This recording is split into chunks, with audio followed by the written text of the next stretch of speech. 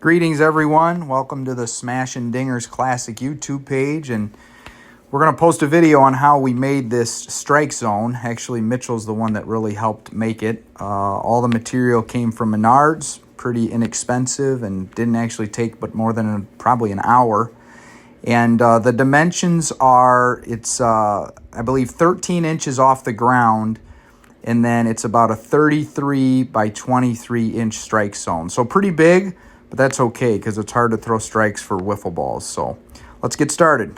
So first off is the supplies. I bought two 1 1/4 inch 10-foot PVC pipes.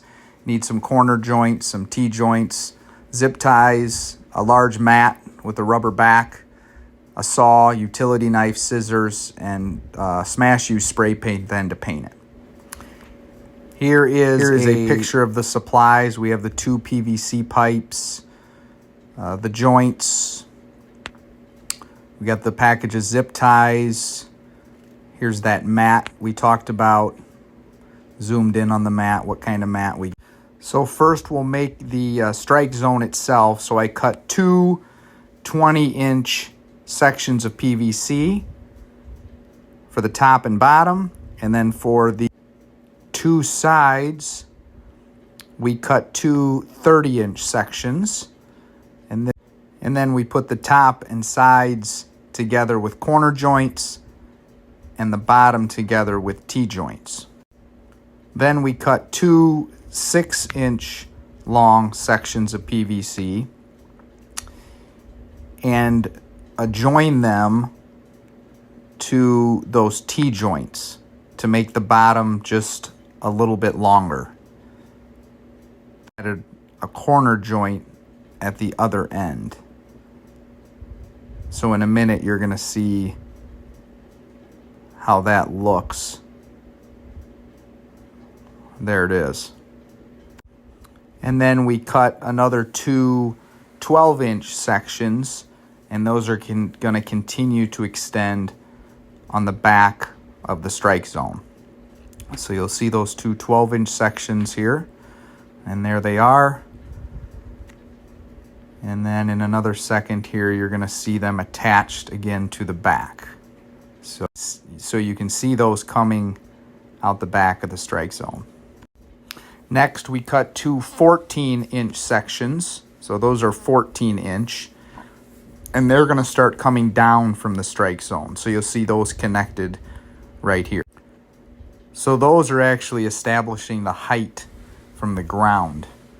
And so those can also be adjusted, but I went with 14-inch, so it's 13 inches coming off the ground. And next we had to cut one of the bases, so we did two 10-inch sections, and you'll see those cut right here. There's two of them, and those are going to attach at the bottom of the strike zone, and they are facing actually the back of the zone. And in a minute here, we're going to do the front of the zone for the base. So very sturdy base in two different sections. For the front of the base, I went with 20 inches each. So two 20-inch sections here. And then this is how those will look or looked. And then we added these facing the front of the strike zone. And you're going to be able to see that right here. Those two bases on each side obviously are done with a T-joint there. So hopefully you can see that pretty well, how that was structured. And it's pretty sturdy, it seems like.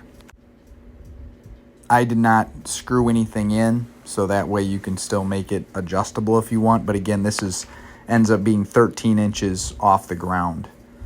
Using those measurements we used. So next up, you're going to see the cuts of the mat. I cut the mat 27 inches by 19 inches, and that would fit nicely within the strike zone. And then we attach them with zip ties. So again, the first measurement was 27 inches, and now here's the second measurement at 19 inches. So just a 27-inch by 19-inch rectangle, essentially. And then this is how those look as they're cut. I did cut 2 of them and then just put them back to back because it makes it that much stronger when they're throwing wiffle balls at them. And then using a utility knife, I punched holes in the corners and sort of in of each side. And then you just put your zip ties through those holes you've cut and attach it to the strike zone. But first, Lucas wanted to spray paint it before we put the mats on. So here's him spray painting it black and orange, and I think he used some white, maybe another color in there, but that's him spray. And then here's the finished product. So you can see I ended up using 3, 4, 5, 6, 7, 8 zip ties just by putting holes in those in that mat. In wiffle ball, a strike is hitting not only the mat, but the horizontal and vertical pipes. And again, I think it's 23 by 33, but otherwise you have to go back to the beginning of the video.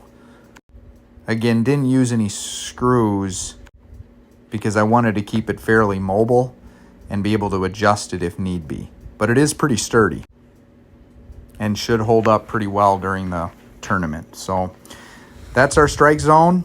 You can change dimensions as need be, but ultimately pretty easy to build, and big thanks to Mitchell for helping do it. And I think we'll be ready to go.